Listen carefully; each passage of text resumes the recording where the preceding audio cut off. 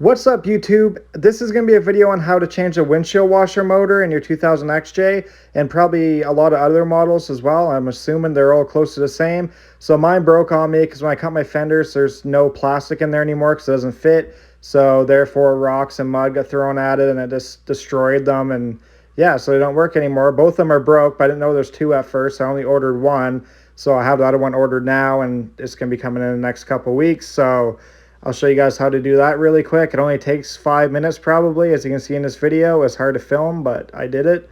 And here's the new motor. It's just a little piece of plastic and metal. Has a spot for the hose to connect to and the wiring harness.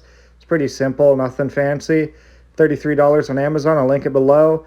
That's the old one. As you can see, the silver part shattered right off, and that's the other old one. So it's one higher and lower on the where you put your washer fluid in. So you just basically pop these off, you wiggle them, and they pop right out. It's just a rubber gasket holding them in. Then you take the rubber gasket out as well. Your new one should come with one. If not, you can reuse the old ones. I can't see why it'd harm anything.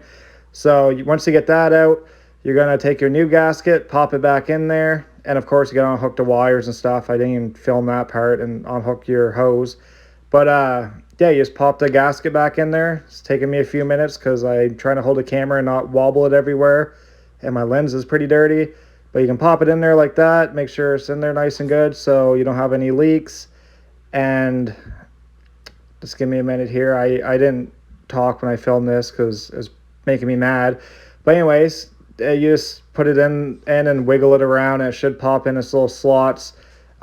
Just make sure it's not leaking once you fill your tank back up, because if it is, I'll kind of suck it down the road or something and not have it, or out in a trail. So want to make sure that's not leaking. So I'll just wiggle it in there right, and then it should go right in, no problem. Then you're going to want to unhook your hose so you can hook it into the new one. It just slides on like that. You might have to wiggle a little bit to get it on good enough. It takes 2 seconds. And now all you got to do is connect your new wiring harness for the bottom one. The top one has a little bit of different wiring harness, but I might show it later, but it's basically the same thing. It's just one connector, and it goes to both the prongs there. So the positive one's that one, and then the negative one goes on this part. Just look at your old one and see how they connect, and you'll know. Then you just pop that in that connector, which I couldn't do with one hand, so YouTube special, just fast forward through it without you guys seeing. Make sure you get a buckets, because when you do take the pumps out, it's going to spray everywhere, obviously, because there's a big hole there.